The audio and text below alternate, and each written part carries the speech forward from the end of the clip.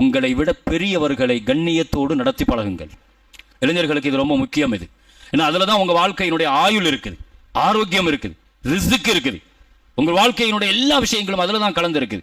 பெரியவர்கள் அல் பரக்கத்துமா காபிரிக்கும் ஸல்லல்லாஹு அலைஹி வஸல்லம் சொன்னா. ஒரே வார்த்தையில் சொல்லி முடிச்சாங்க, உங்கள் வாழ்க்கையில் அபிவிருத்தியும் பரக்கத்தும் கிடைக்கணும்னா உங்கள் பெரியவங்களை நீங்கள் மதிச்சு பழகுங்கன்னாங்க.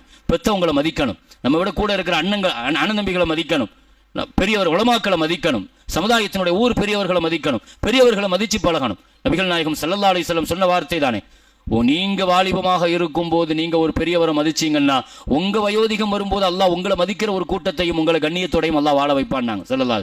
இதுக்கு என்ன அர்த்தம் தெரியுமா? இந்த ஹதீஸுக்கு ஒரு அர்த்தம் எழுதுறாங்க, வாலிபத்தில் இருக்கும்போது பெரியவங்களை மதிச்சன்னு வைங்க, நம்ம வயோதிகம் வரைக்கும் அல்லாஹ் நம்ம வாழ வைப்பான், வாழ்க்கையை தருவான்னு அர்த்தம் இதற்கு. நமக்கு வயோதிகம் வரைக்கும் முதல்ல ஆயுள் கிடைக்குது. இன்னைக்கெல்லாம் இளைஞர்கள்ல சின்ன சின்ன வயசுல இள வயது மரணங்கள் ஏன் நடக்குதுன்னு நினைக்கிறீங்க? சர்வசாதாரணமாக நாம் சொல்லிடக்கூடாது. பெத்தவங்களுடைய பத்துவா, பெரியவங்களுடைய பத்துவா, எத்தனை பேர்களுடைய கெட்ட துவாவுக்கு ஆளாகிறாங்க. அல்லாஹ் பாதுகாக்கணும், இளைஞர் சமுதாயத்தை அல்லாஹ் பாதுகாக்கணும். பிள்ளைங்களுடைய விஷயத்துல இளைஞர்களுடைய விஷயத்துல இது ரொம்ப முக்கியமான விஷயமும். பெரியவங்களை மதிக்கிறதுக்கு, பெத்தவங்களை மதிக்கிறதுக்கு இவங்க தான் நம்ம வாழ்க்கையினுடைய மிக முக்கியமான நமக்கான சோர்ஸு. அதில் ஹசன் பஸ்ரி ரஹமத்துல்லா தன்னுடைய வாப்பா இறந்து போன உடனே ஹசன் பஸ்ரி ரஹமத்துல்லா சொன்னாங்களாம், அல்லாஹ் எனக்கு சொர்க்கத்தில் நுழையிறதுக்கு 2 வாசலை தந்தா, ஒரு வாசல் அடப்பட்டுடுச்சு அப்படின்னாங்க. அப்போ பெத்தவங்களை சொர்க்கத்தினுடைய வாசலாக பார்க்கணும், நுழைவாசலாக பார்க்கணும். அதில் ஹாரிசா ரலியல்லாஹுன்னு ஒரு இளைஞர், ஹாரிசான்னு ஒரு இளைஞர், அவர் ஸல்லல்லாஹு அலைஹி வஸல்லம் சொன்னாங்க, சொர்க்கத்தில் நீங்க கிராத் ஓதுறீங்க, குர்ஆன் ஓதுறீங்க, உங்களை நான் சொர்க்கத்தில் கிராத்தை கேட்டேன்னாங்க.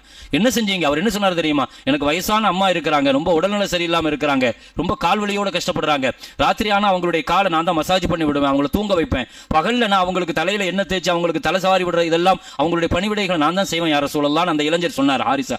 ஸல்லல்லாஹு அலைஹி வஸல்லம் அதுக்கு தான் அல்லாஹ் உங்களுக்கு இவ்வளோ பெரிய அந்தஸ்தை தந்திருக்கிறான்னாங்க. அல்லாஹ் தஆலா பெரியவங்களை மதிக்கிறவங்களை அல்லாஹ் இந்த உலகத்தில் கண்ணியமாக வாழ வைப்பான். நீங்க படிக்கிற அறிவை விட உங்களை சுத்தி இருக்கிற பெத்தவங்க, பெரியவங்க, உங்க குடும்பத்தில் உள்ள பெரியவங்க இதை மதிக்கணும். இளைஞர்களுக்கு இதை சொல்லிக் கொடுக்கணும், பிள்ளைங்களுக்கு இதை சொல்லிக் கொடுக்கணும். ஆலிம்களை மதிக்கணும், உஸ்தாதுமார்களை மதிக்கணும், சமுதாயத்தின் பெரியவர்களை மதிக்கணும், பெத்தவங்களை மதிக்கணும். உங்களை விட உயர்வாக இருக்கிற, வயசுல மூத்தவங்களா இருக்கிற இவங்களை மதிக்கணும். இதை சொல்லிக் கொடுங்க. இது ரொம்ப பிரதானமானது, பிள்ளைங்களுக்கு இது ரொம்ப அவசியம். ஒரு இளைஞர் தன் வாப்பாவோட போயிட்டு நடந்து போயிட்டு இருந்தார். ஸல்லல்லாஹு அலைஹி வஸல்லம் கூப்பிட்டாங்க, இவர் யாருப்பா உங்க கூட வரதுன்னு கேட்டாங்க. என்னுடைய வாப்பா அப்படின்னாங்க. ஸல்லல்லாஹு அலைஹி வஸல்லம் சொன்னாங்க, அப்ப ஏன் வாப்பாவுக்கு முன்னால நீ நடக்கிற, நீ பின்னால போ, உங்க வாப்பா என்ன செய்யட்டும், உங்க வாப்பா முன்னால போகட்டும், வாப்பாவுக்கு முன்னால கூட நீ நடக்காதுன்னு அந்த இளைஞருக்கு ஸல்லல்லாஹு அலைஹி சொல்லி கொடுக்குறாங்க. ஒரு 2 இளைஞர் வந்தாங்க, ஸல்லல்லாஹு அலைஹி வஸல்லம் ஒரு விஷயமா பேச வந்தாங்க. ஸல்லல்லாஹு அலைஹி வஸல்லம் கப்பீர் 2 பேர்ல யார் பெரியவங்கன்னாங்க. அண்ணன் யாருன்னாங்க. அவர் சொன்னார், இவர் நான் தான். அப்ப அவரை பேச விட, நீ பின்னால போனாங்க. சின்ன சின்ன விஷயங்கள் நம்ம நினைக்க கூடாது. நம்ம என்ன செய்யணும்? இதை ஒழுக்கம் கத்துக்கணும். இளைஞர்களுக்கு இது ரொம்ப முக்கியமான